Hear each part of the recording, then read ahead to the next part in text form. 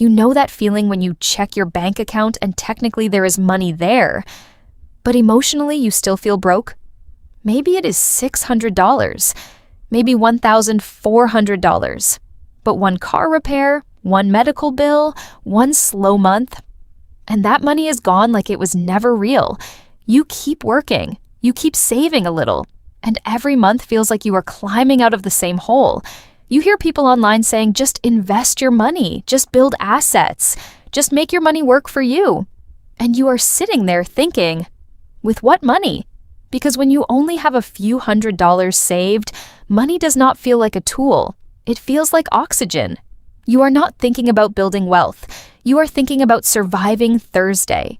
But there is a specific point where money starts to feel completely different. Not because you suddenly become rich, because $10,000 changes the way you think, the way you handle problems, and the way you see what is possible. Today I want to walk you through the $10,000 rule, because for most people, the first $10,000 is not just a savings goal, it is the line between financial chaos and financial control. Most people think the life-changing money number is $1 million. And yes, $1 million changes things. But here is what most people do not realize. The first $10,000 can change your behavior more than the next $100,000.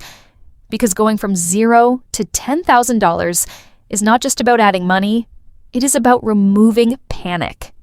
And panic is expensive. When you have no savings, every problem becomes a crisis. A flat tire becomes credit card debt. A missed paycheck becomes overdraft fees. A family emergency becomes a loan you will spend months paying off. A bad job becomes something you stay in because you cannot afford the gap. But when you have $10,000 saved, something shifts. You are not rich, but you are no longer financially exposed every single day. You finally have protection. Not luxury, protection. Let's talk about the psychology. When you have $0 saved, your brain lives in defense mode. You avoid opening bills. You say yes to things you do not want to do because you need the money. You stay in situations costing you, mentally, financially, because the alternative feels too risky. Financial stress does not just affect your bank account. It affects every decision you make. When you are worried about money, your brain shortens its time horizon. You stop asking, what is the best decision for my future? You start asking, what gets me through this week? That is how people get trapped. They use credit cards to survive. They take bad loans out of desperation. They accept underpaid work because they have no leverage. Every decision gets made from a position of scarcity. This is why the first $10,000 matters. It creates space. Space to breathe, space to think, space to pause before saying yes to something that will cost you later. Let me make this concrete with two people. Zoe and Carter. Same income, same monthly expenses, same life circumstances. One day, both of them get hit with a $1,400 car repair. Zoe has $350 in savings. This is a disaster. She puts it on a credit card. With high interest and minimum payments, that repair quietly becomes significantly more expensive over the following months. It is not just a car repair anymore. It becomes a monthly payment. It becomes stress. It becomes another reason she cannot save next month. The same emergency drags behind her for a year. Carter has $10,000 saved. The same $1,400 repair is annoying. Nobody is celebrating at the mechanic, but it is not a crisis. He pays it. His savings drops to $8,600. Then he rebuilds. Same emergency, completely different experience of life. That is the $10,000 rule. Money does not just buy things, money buys options. And when you have no options, life gets expensive. Here is what most people miss. Most financial disasters do not start as disasters. They start as completely normal life events. A car needs repair, a phone gets stolen, rent increases, a medical bill arrives, hours get cut at work. These things are not rare. They are part of life. But if you have no cash buffer, normal life becomes financial trauma. And financial trauma leads to desperate decisions. When you have $10,000, emergencies become inconveniences. You still feel the hit, but the hit does not knock you down.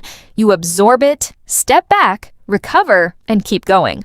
I want you to stop thinking about $10,000 as one big, overwhelming pile of money. Think of it as 3 layers. Layer 1 is your emergency shield. That is the first $1,000 to $2,000. This is the money that stops small problems from becoming debt. Car repairs, medical copays, a broken laptop, an urgent situation.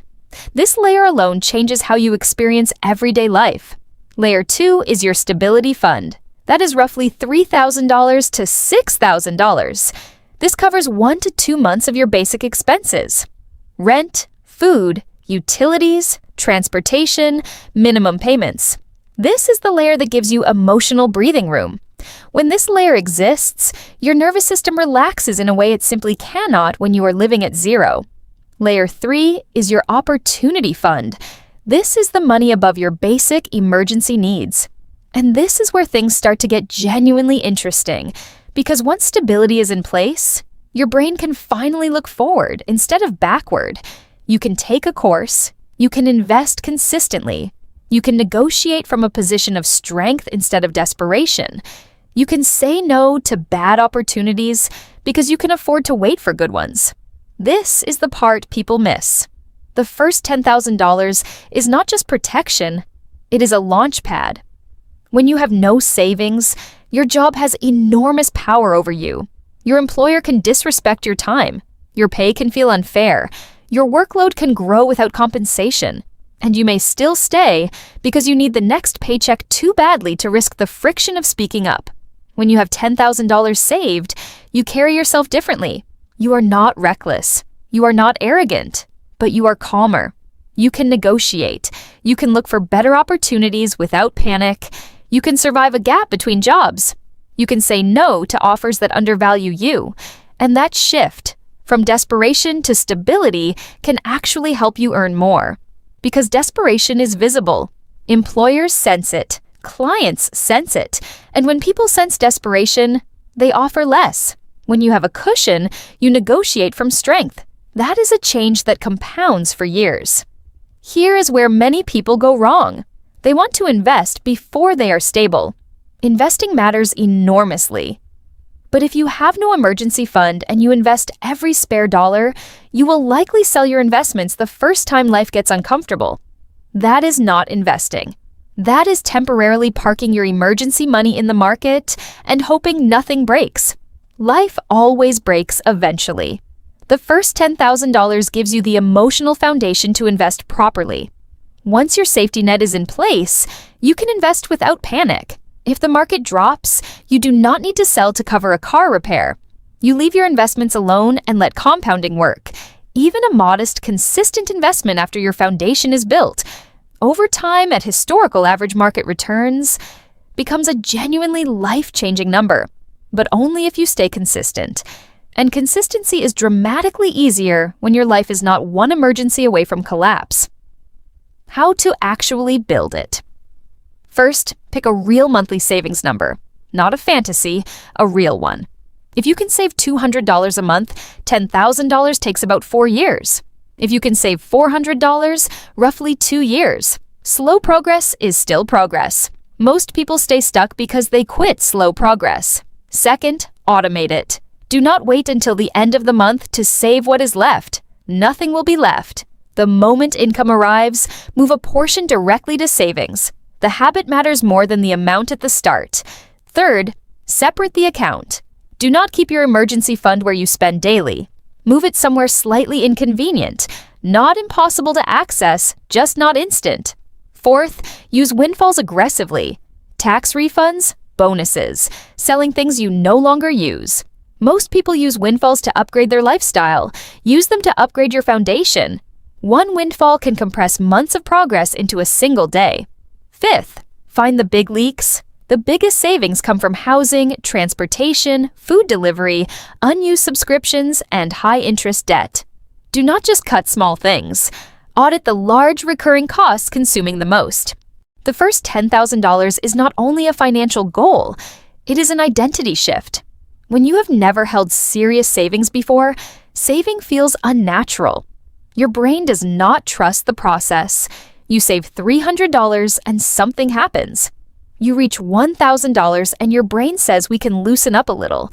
This is why the first $10,000 requires becoming a different kind of person, not someone trying to save, someone who simply does not touch the foundation.